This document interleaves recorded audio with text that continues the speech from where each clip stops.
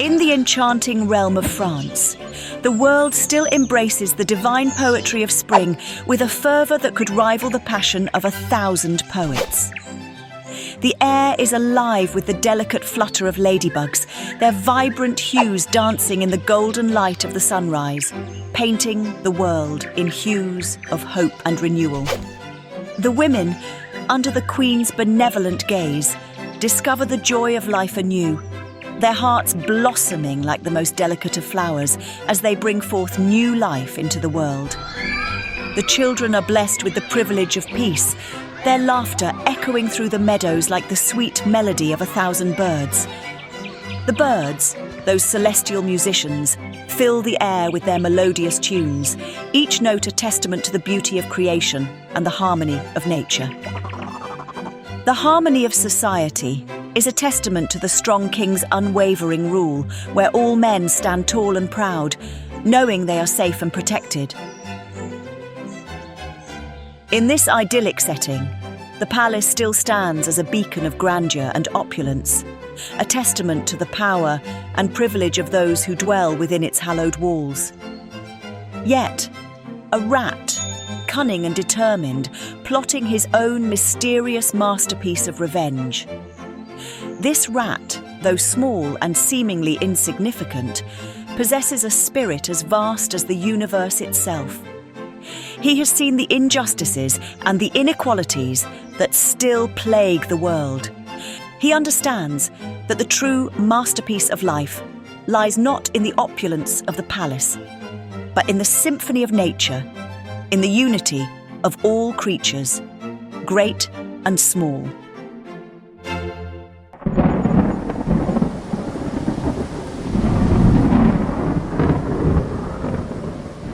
The French Revolution stands as one of the most pivotal events in world history. It was a period of radical social and political upheaval in France from 1789 to 1799, marked by the collapse of the Bourbon monarchy, the rise of radical factions, and the reign of terror.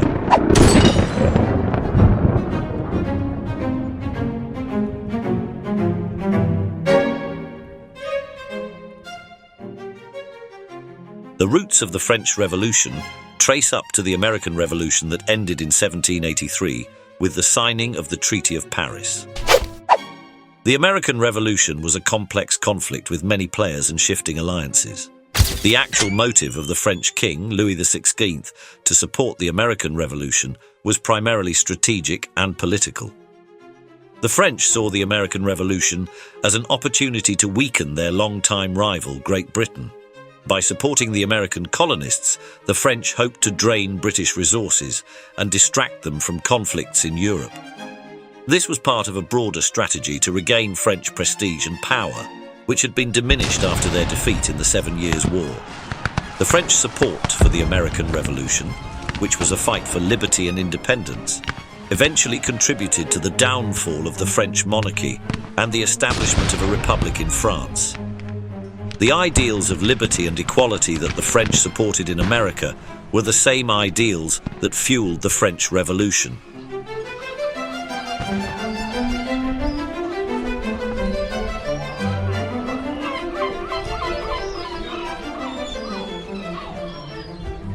First, the decision to support the American Revolution was a risky one.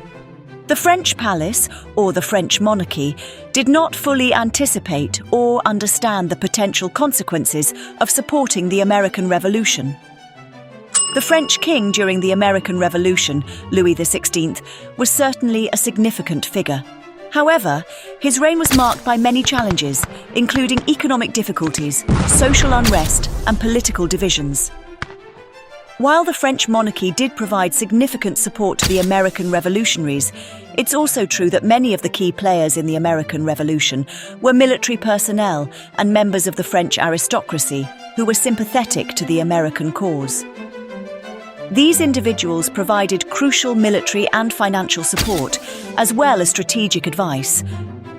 The French government spent large sums of money to support the American Revolution, which exacerbated the already existing financial problems in France. On the other side, the French Enlightenment had a significant influence on the American revolutionaries.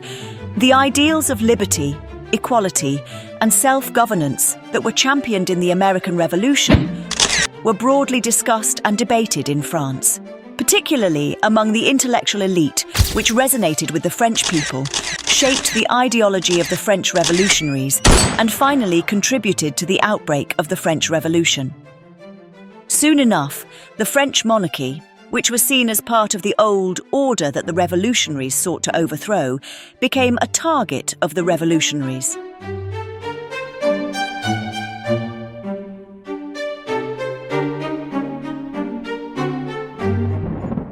The American support for the French revolutionaries was driven by a combination of ideological, personal, strategic, economic, and moral factors. But the harsh reality that calls for all practices blessed by the rule of necessity suggests the American involvement due to a very, very interesting diplomatic speculation. The American government saw the French Revolution as an opportunity to weaken the British Empire, which was still a major rival of the United States at the time. By supporting the French revolutionaries, the Americans could potentially gain a powerful ally and weaken their common enemy. By supporting the revolutionaries, the United States could potentially establish a new, friendly government in France, one that was indebted to them. This could help to further isolate Britain and strengthen the position of the United States in international politics.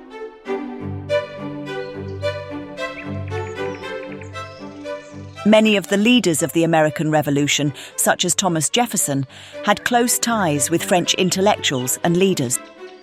Jefferson, who was serving as the US minister to France during the early years of the French Revolution, met with and advised the leaders of the revolution, and also provided them with copies of the Virginia Constitution and other documents from the American Revolution, which served as models for the French revolutionaries. However, it's worth noting that the US government, under President George Washington, officially remained neutral in the French Revolution and didn't provide direct military or financial aid to the French revolutionaries.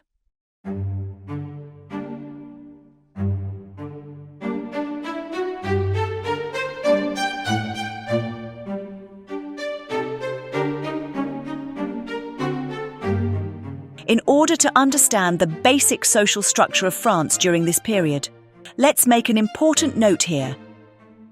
The French society, until then, was divided into 3 estates. The clergy, first estate, the nobility, second estate, and the commoners, third estate. The third estate, which included the bourgeoisie and the peasants, bore the brunt of the financial burden, but had little to no political power.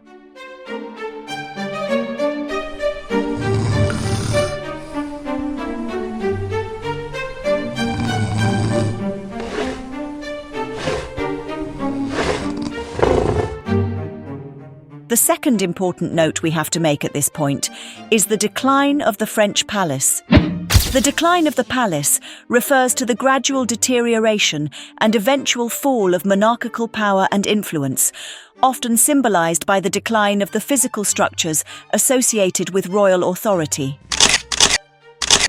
This decline can be attributed to a variety of factors, including political instability, economic pressures, and shifts in cultural values.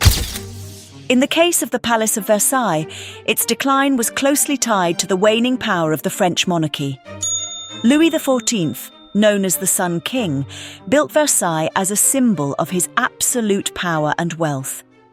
However, by the time of his death in 1715, the French monarchy was already facing significant challenges. Louis XV and Louis XVI were unable to effectively address these issues, and the palace began to decline. So, on the one hand, the financial crisis and social inequality led to growing discontent among the lower classes.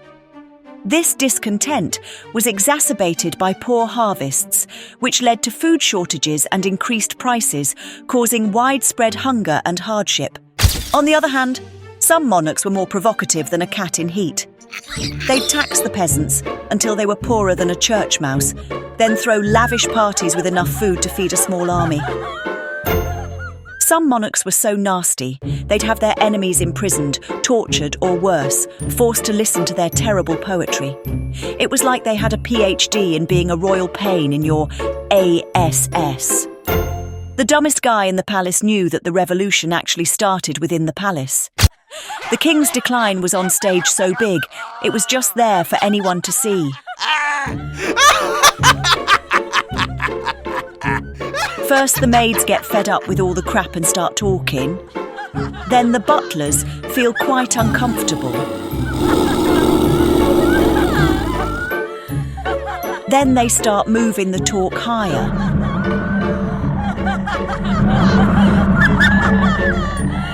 Then the guards' council starts getting nervous.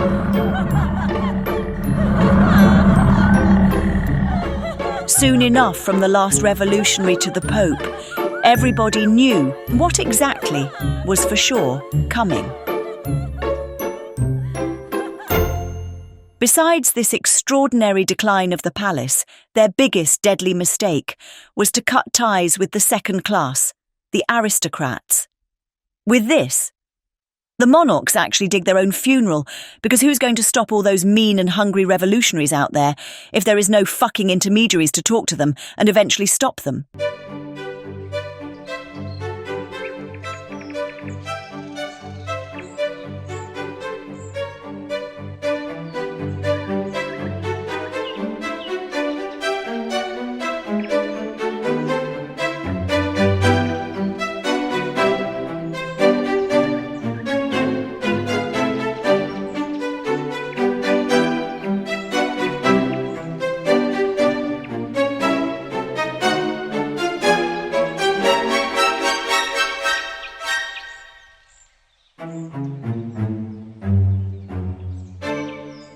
The revolution began in 1789 with the meeting of the Estates General, a national assembly representing the three estates of French society: the clergy, the nobility, and the commoners. The third estate, representing the commoners, demanded more power and representation, and when their demands were ignored, they declared themselves the National Assembly and began drafting a new constitution. This led to a series of events that culminated in the storming of the Bastille, a royal fortress in Paris, on July 14, 1789. This event is often seen as the beginning of the revolution. The king, Louis XVI, was eventually overthrown and a republic was established. However, the revolution was far from over, and it would continue to be marked by periods of violence and instability.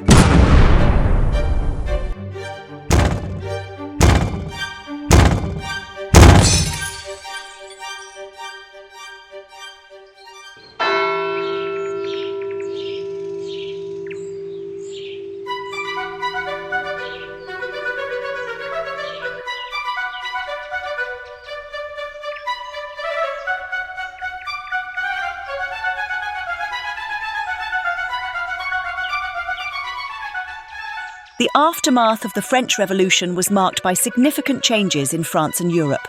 The monarchy was abolished, and France became a republic. However, the Reign of Terror, a period of severe political repression, followed the revolution. The revolution will formally end in 1799, when Napoleon Bonaparte will come to power and establishes the First French Empire. He will expand the French territory through conquests, but will be eventually defeated in 1815. After his defeat, the Bourbon monarchy will restore.